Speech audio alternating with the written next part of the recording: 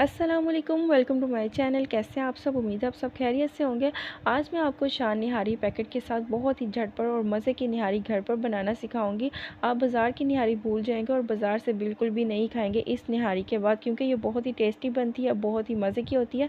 अगर आपने आज से पहले कभी भी निहारी नहीं बनाई तो इस तरीके से आपने एक बार निहारी बनाई, आप हमेशा इसी तरह से बनाना पसंद करेंगे। बहुत ही टेस्टी बनती है। तो आइए इस वीडियो की तरफ चलते हैं कि ये कैसे बनती है। तो मैं यहाँ पे मटन की निहारी बनाऊँगी। तो मैंने यहाँ पे मटन के बड़े बड़े पीसेस ले लिए हैं और साथ में कुछ नलियाँ भी हैं।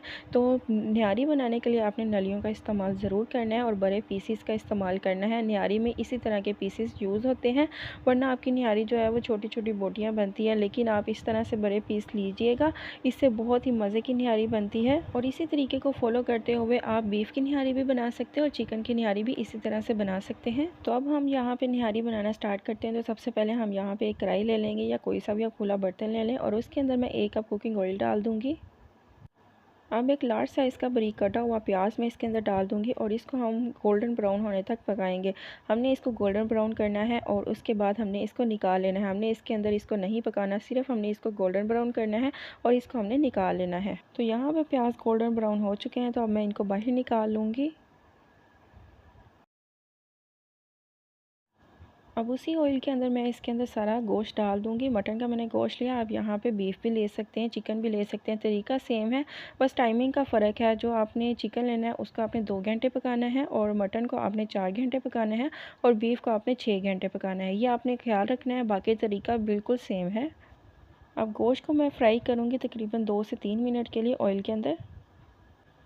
गोश्त को फ्राई होते हुए 3 मिनट हो चुके हैं। अब मैं शान निहारी मसाले का पैकेट खोलूँगी और इसके अंदर सारा मैं डाल दूँगी। तकरीबन 1.5 किलो गोश्त है, तो मैं इसके अंदर सारा पैकेट डाल रही हूँ। आपका गोश्त अगर आधा किलो हो तो आपने उस हिसाब से इसके अंदर पैकेट डाल देना, मतलब आधा पैकेट डाल देना, फिर आपने पूरा पैकेट नहीं डालना।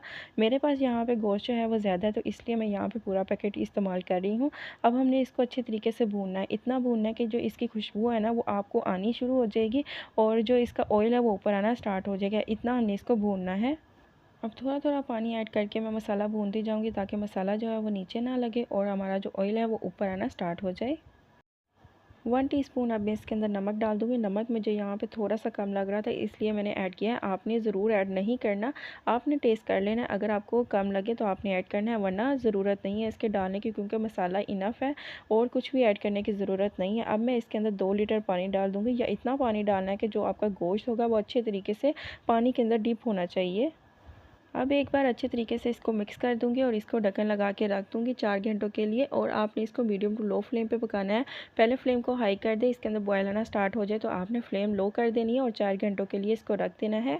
मटन के लिए 4 घंटे इनफ है, लेकिन आपने बीच में इसको देख लेना है कि आपका पानी ज़्यादा ड्राई ना हो जाए। अगर पानी ड्राई हो जाए थोड़ा सा, तो फिर आप इसके अंदर थोड़ा सा पानी और ऐड कर सकते हैं।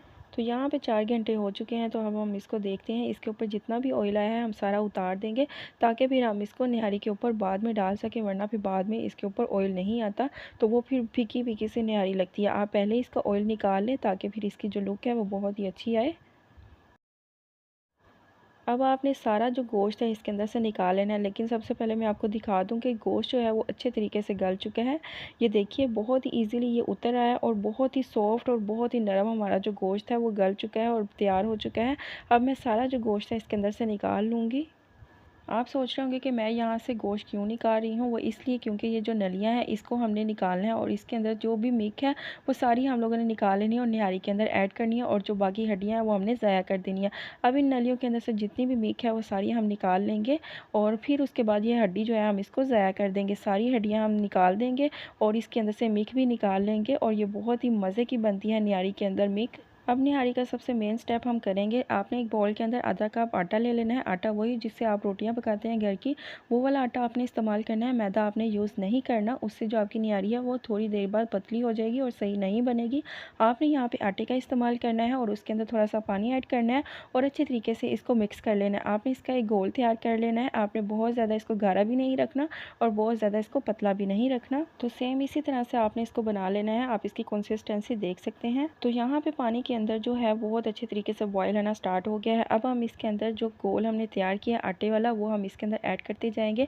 आपने आटा डालते फ़ौरन चम्मच को हिलाना है, बिल्कुल भी आपने इसके अंदर स्किप नहीं करना चम्मच को, क्योंकि इसके अंदर फिर गुठलियाँ बनना स्टार्ट हो जाएंगी और फिर आपकी निहारी जो है वो ख़राब हो जाएगी। आपने इसके अंदर आटा डालते हुए फ़ौरन से चम्मच हिलाते जाना है और इसको मिक्स करते जाना है। अब हम इसको मीडियम फ्लेम पे अच्छे तरीके से 15 से 20 मिनट के लिए पकाएंगे। आटा क्योंकि कच्चा है तो हमने इसका कच्चापन दूर करना है और आपने इसको तकरीबन 20 मिनट के लिए अच्छे तरीके से पकाना है, ताकि हमारा जो आटा है वो पक जाए अच्छे तरीके से। तो देखिए यहाँ पे हमारी जो निहारी है वो गाढ़ी होना स्टार्ट हो चुकी है। तकरीबन इसको 10 मिनट हो गए हैं। हम इसको और ज़्यादा अच्छे तरीके से पकाएंगे ताकि जो आटा है वो अच्छे तरीके से पक जाए, ये कच्चा पानी इसके अंदर से दूर हो जाए आटे का।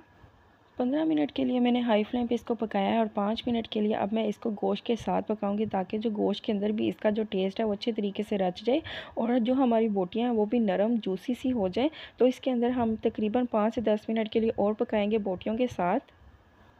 तो यहाँ पे हमारी जो निहारी है वो बनकर तैयार हो चुकी है और बहुत ही मज़े की खुशबू आ रही है। लेकिन आप देख सकते हैं कि इसकी जो लुक है इसके ऊपर ऑयल नहीं आया।